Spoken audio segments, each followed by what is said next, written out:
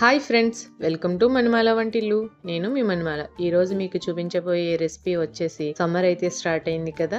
సమ్మర్లో మనం చాలా రకాల వడియాలు పెట్టుకుంటాం. నేనైతే ఈసారి మీకు ఊర మిరపకాయలని వీడియోలో చేసి చూపిస్తున్నాను.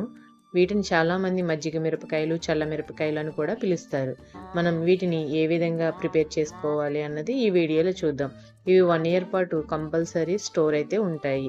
మనం వీటిని పులుసు కర్రీస్లోకి, అలాగే పప్పు ఐటమ్స్లోకి, పప్పుచారులోకి, పప్పుల్స్లోకి సైడ్ డిష్గా చాలా బాగుంటాయి. ఇవి మాకైతే చాలా ఇష్టం. ఇవి ఏ విధంగా ప్రిపేర్ చేసుకోవాలి, వీటిని ఏ విధంగా ప్రాసెస్ చేసుకోవాలన్నది నేను ఈ వీడియోలో చూపిస్తాను. నేనైతే ఒక 3 కిలోలు ఈ మిరపకాయలు అయితే తీసుకున్నాను. వీటిని బజ్జీ మిరపకాయలు అని కూడా పిలుస్తారు. ఇక్కడ ఒక్కొక్క కాయలో కారం అయితే ఉంటుంది. వీటిలో కారం అనేది ఉండదు. ఇది చాలా టేస్టీగా చాలా బాగుంటాయి.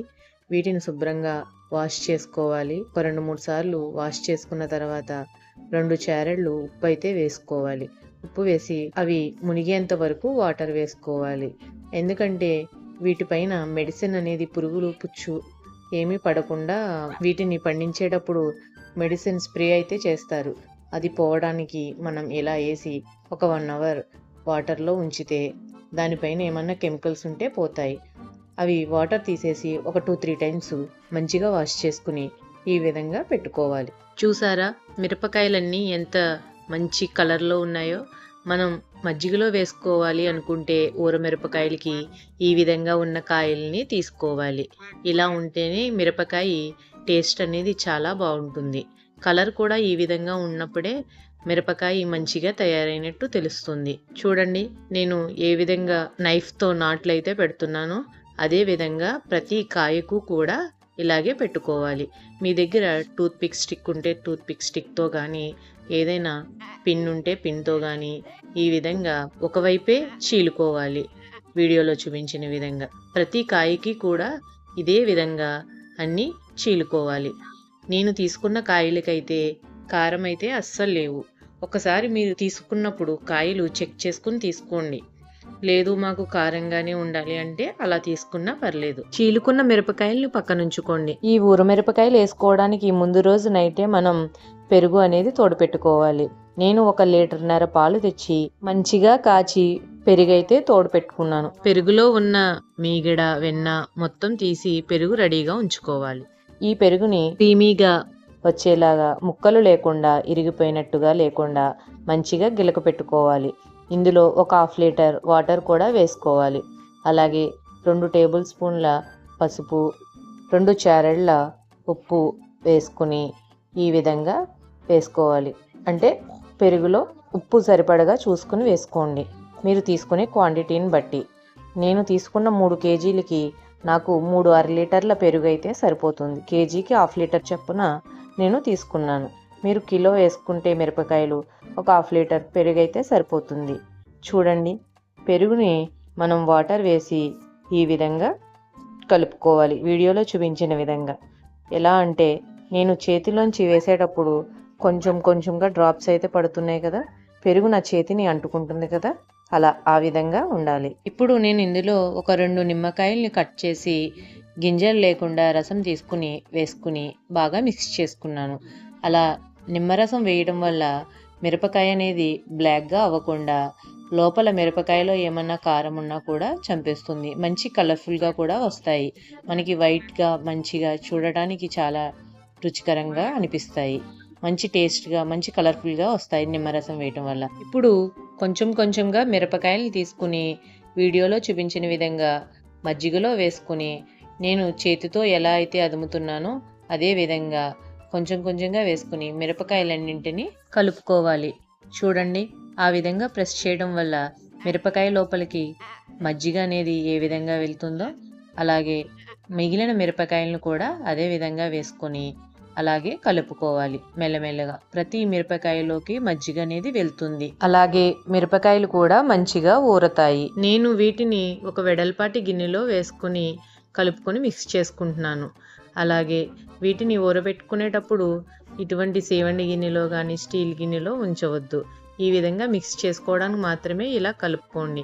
వీటిని వేరేగా ప్లాస్టిక్ బకెట్లోకి కానీ ఏదైనా ప్లాస్టిక్ టబ్లోకి కానీ షిఫ్ట్ చేసేసుకోవాలి. వీటిని నేను మధ్యాహ్నం 12 గంటలకైతే కలుపుకొని ఉంచుకున్నాను. వీటిని వేరేగా ప్లాస్టిక్ బకెట్లోకి నేను షిఫ్ట్ చేసుకుని నైట్ అంతా ఊరనిచ్చి నెక్స్ట్ డే మార్నింగ్ 10కి మూత ఓపెన్ చేసి తీసాను. చూడండి, ఈ విధంగా అయితే మనకి ఫస్ట్ డేకి మిరపకాయలు అయితే ఇలా ఊరినాయి. వీటిని మనం మజ్జిగలోంచి సెపరేట్గా తీసుకుని ఇలా పళ్ళెంలో వేసుకోవాలి. మజ్జిగ అనేది మొత్తం ఫిల్టర్ అయిపోవాలి. ఈ విధంగా తీసుకున్న మిరపకాయల్ని మనం ఎండలో ఎండబెట్టుకోవాలి.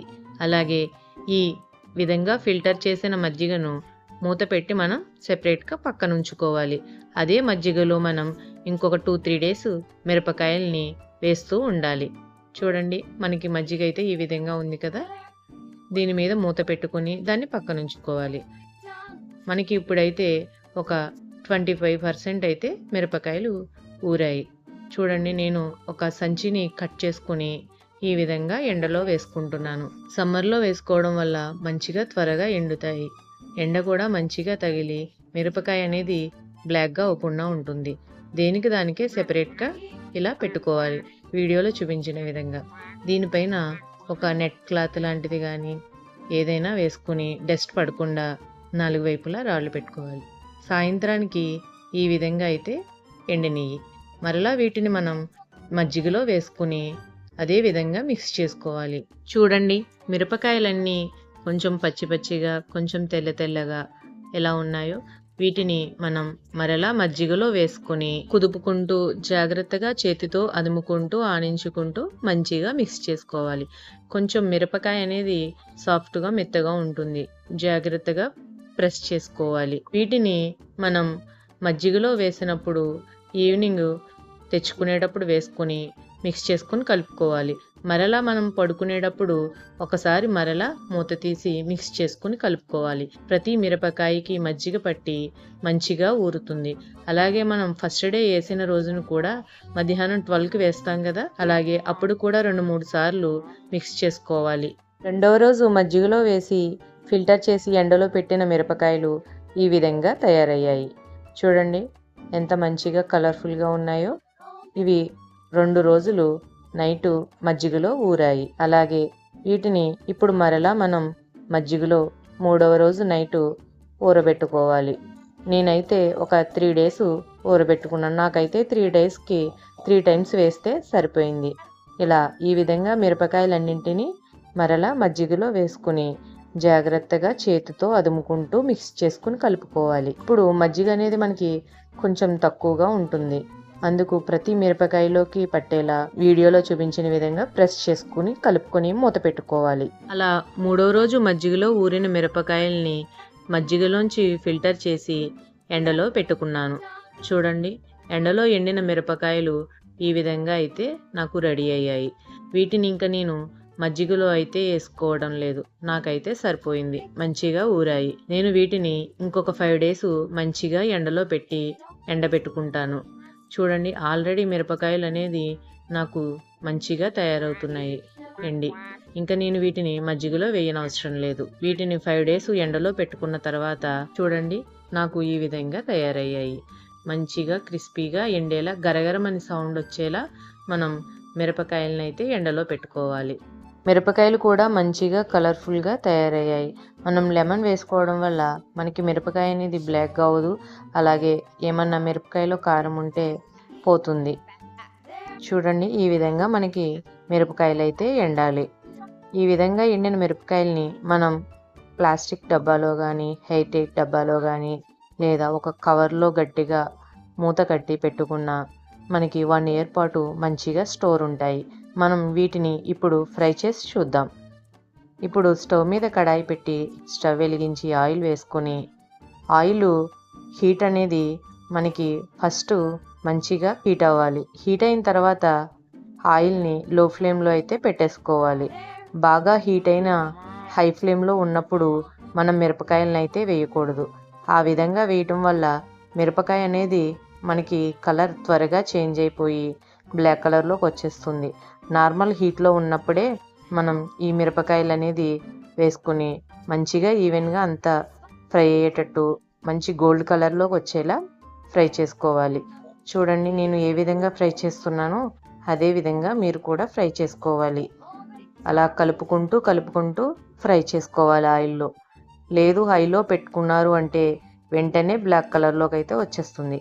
ఆయిల్ కాగే వరకు హైలో పెట్టుకొని తర్వాత లో ఫ్లేమ్లో పెట్టుకొని ఈ విధంగా మనం మిరపకాయలను అనేది ఫ్రై చేసుకోవాలి.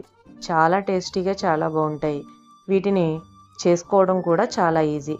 రోజుకి 1 అవర్ టైం స్పెండ్ చేస్తే 3 డేస్కి మంచిగా తయారైపోతాయి ఈ చల్ల మిరపకాయలు. ఒక 5 డేస్ ఎండలో పెట్టుకుంటే సరిపోతుంది. చాలా క్రిస్పీగా చాలా టేస్టీగా ఉండే ఈ ఊరు మిరపకాయల్ని మీరు ఒక్కసారి కంపల్సరీ ట్రై చేయండి. ఇవి పప్పుచారు, పప్పు మామిడికాయ, పప్పు టమాటా వాటికి సైడ్ డిష్గా చాలా బాగుంటాయి. వీటిని ఊరికనే స్నాక్స్ కింద కూడా చాలామంది చాలా ఇష్టంగా తింటారు. మా ఇంట్లో అయితే వీటిని మేము చాలా ఇష్టంగా తయారు చేసుకుంటాము. చూడండి ఎంత మంచిగా క్రిస్పీగా ఉన్నాయో. అంతేనండి, చాలా టేస్టీగా చాలా ఈజీగా అయిపోయే ఈ మజ్జిగ మిరపకాయలు, ఊర మిరపకాయలు, చల్ల మిరపకాయలు అనే ఈ మిరపకాయల్ని మీరు కూడా ఒకసారి తప్పనిసరిగా ట్రై చేయండి. చాలా టేస్టీగా చాలా బాగుంటాయి.